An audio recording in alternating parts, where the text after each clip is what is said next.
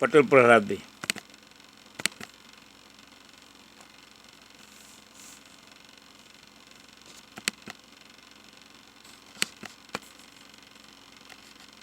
के बाद US department of homeland security को ये रूल मिला कि कुछ स्पेसिफिक इमिग्रेशन फीस को हर साल इन्फ्लेशन के हिसाब से एडजस्ट किया जाए। इसीलिए 2026 के लिए जो हाइक आ रहा है वो किसी इमरजेंसी पॉलिसी की वजह से नहीं बल्कि एक रूटीन अपडेट की वजह से है। इस अपडेट में 3 कैटेगरीज होती हैं, EVUS, ESTA और पेरोल फी।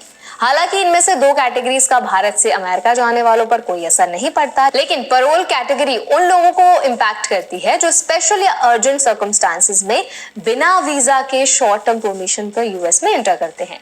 अब सबसे पहले बात करते हैं पेरोल फी की, क्योंकि ये फी भारतीयों के लिए सबसे रेलेवेंट है। 2026 से पेरोल फी $1000 से बढ़कर $1020 कर दी जाएगी। ये बढ़ोतरी बहुत बड़ी नहीं है, लेकिन जिन लोगों को किसी इमरजेंसी या पब्लिक इंटरेस्ट रीजन से पेरोल पर यूएस में एंट्री की जरूरत पड़ती है, उनके लिए खर्च अब थोड़ा और बढ़ जाएगा। दूसरी तरफ ESTA फी भी बढ़कर $40 से $40.27 हो जाएगी, लेकिन भारत वीजा वेवर प्रोग्राम का हिस्सा नहीं है, इसीलिए ESTA भारतीय पासपोर्ट वालों पर लागू ही नहीं होती। इसी तरह EVUS फी भी $30 से $30.75 होगी, लेकिन ये सिर्फ Chinese B1 B2 visa holders के लिए होती है, इसीलिए इंडियंस पर इसका कोई असर नहीं है।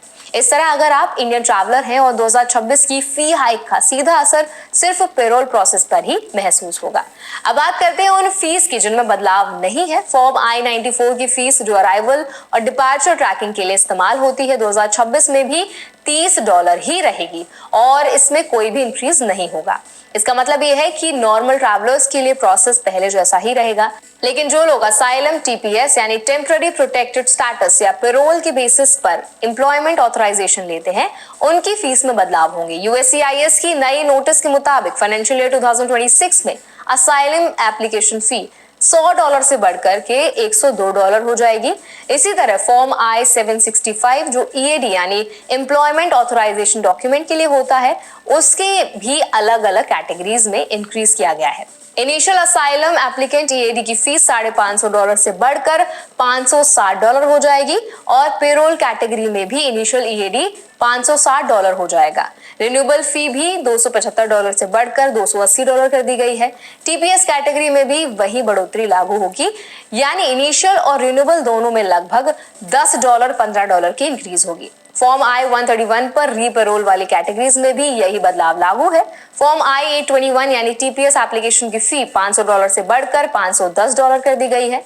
अब ये पूरा फी स्ट्रक्चर इंडियंस को कैसे इंपैक्ट करता है, इस पर बात कर लेते हैं। तो देखिए, नॉर्मल इंडियन ट्रैवलर जो tourist visa, student visa, work visa या फैमिली बेस्ड वीजा प्रोसेस में होते हैं, उनके लिए इस फी हाइक का कोई डायरेक्ट इम्पैक्ट नहीं है, क्योंकि ESTA और EVUS उनके लिए लागू नहीं होते। लेकिन जो लोग ह्यूमैनिटेरियन सिचुएशंस में पेरोल इस्तेमाल करते हैं या जो यूएस में रहकर TPS या असाइलम जैसा कोई एप्लीकेशन प्रोसेस करते हैं, उनके खर्च में कुछ बढ़ोतरी महसूस होगी। भारत से लाखों लोग अमेरिका ट्रैवल करते हैं, पढ़ाई करने जाते हैं या अपनी फैमिली से मिलने जाते हैं, इसीलिए जरूरी है कि हर अपडेट को समझकर प्लानिंग की जाए।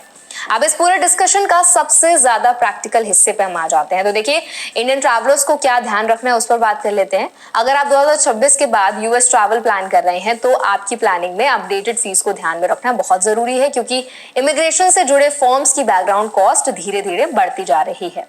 अगर आप किसी ऐसी सिचुएशन में हैं जहां पेरोल की जरूरत पड़ सकती है, तो अपडेटेड कॉस्ट को मेंटली और फाइनेंशियली दोनों तरह से कैलकुलेट कर लें। अगर आप यूएस में रहते हैं और अपने घर पैसे भेजते हैं, तो बिल में जो रेमिटेंस फी इंक्रीजेस का हिस्सा है, उसका असर आगे चलकर आपकी मंथली रेमिटेंस पर पड़ सकता है। इसीलिए इस अपडेट को भी इग्नोर नहीं करना चाहिए। अगर आप किसी भी इमिग्रेशन कैटेगरी में लॉन्ग टर्म प्लान बना रहे हैं, तो हर साल DHS की नए साल वाली अपडेट्स को फॉलो करते रहें, क्योंकि ये अब एक रूटीन सिस्टम बन चुका है। एट लास्ट यही कहा जा सकता है कि ये फी हाइक हर इंडियन ट्रैवलर पर लागू नहीं होती, लेकिन जो लोग पेरोल, असाइलम, TPS या इमिग्रेशन से जुड़े कुछ स्पेसिफिक फॉर्म्स का इस्तेमाल करते हैं, उन्हें अपडेटेड खर्च के साथ प्लानिंग करनी होगी। तो आई होप ये वीडियो आपके लिए हेल्पफुल रहा होगा। अगर